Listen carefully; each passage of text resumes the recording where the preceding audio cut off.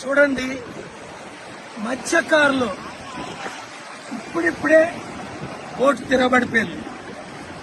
భీమిల్లోని Visakhapatnam సైన్లోని mini హార్బర్లు ఎన్నో కట్టాలి.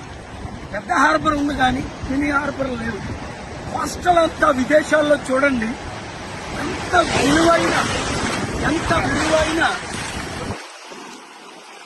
మత్స్యకారులు ప్రాణాలు కాపాడడానికి మత్స్యకారులు